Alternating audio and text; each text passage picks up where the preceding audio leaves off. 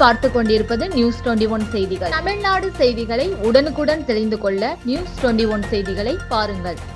நாம் தமிழர் கட்சியின் தலைமை ஒருங்கிணைப்பாளர் சீமான் மீது முதலமைச்சர் தனிப்பிரிவில் மக்கள் முரசு கட்சியின் நிறுவன தலைவர் KM தேவன் புகார் அளித்துள்ளார். பின்னர் செய்தியாளர்களை சந்தித்து பேட்டியளித்தார். அனைவருக்கும் வணக்கம். என் பேர் KM தேவன். நான் மக்கள் முரசு கட்சி நிறுவன தலைவராக இருக்கேன். இன்னைக்கு முதலமைச்சர் தனிப்பிரிவில் ஒரு புகார் கொடுத்திருக்கேன். அந்த புகார்ல என்ன சொல்லியிருக்கேன்னா, தமிழகத்தில் கல் இறக்க தடை உள்ளது.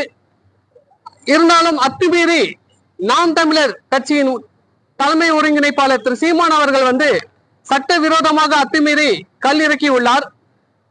அது சட்டப்படி குற்றம். அவர் மீது நடவடிக்கை எடுக்க வேண்டி நான் புகார் கொடுத்திருக்கேன்.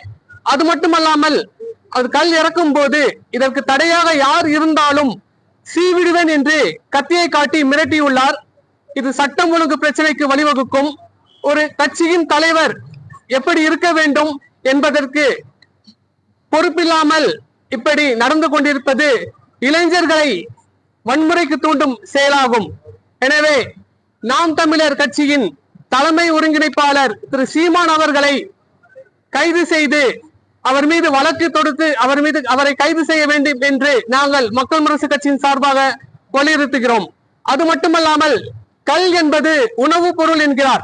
ஒரு தவறான தகவல் அங்கு சொல்லியிருக்கிறார். கல் என்பது போதை தரும் பொருளாகும். அதில் ஆல்கஹால் உள்ளது.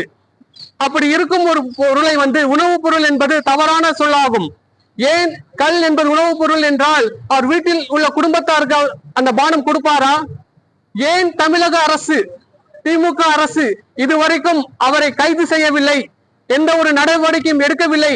ஏன் சீமானை பார்த்து திமுக அரசு பயப்படுகிறதா, அஞ்சுகிறதா? இன்று கல் உணவுப் பொருள் என்று சொல்கிறார். நாளை கஞ்சாவை மூலிகை செடி என்றும் சொல்லுவார். இதெல்லாம் கேட்டு நாங்கள் இருக்கணுமா? உடனடியாக தமிழக அரசு சீமான் மீது உரிய நடவடிக்கை எடுத்து கைது செய்ய வேண்டும் என்று மக்கள் முரசு கட்சியின் சார்பாக நாங்கள் வலியுறுத்துகிறோம்.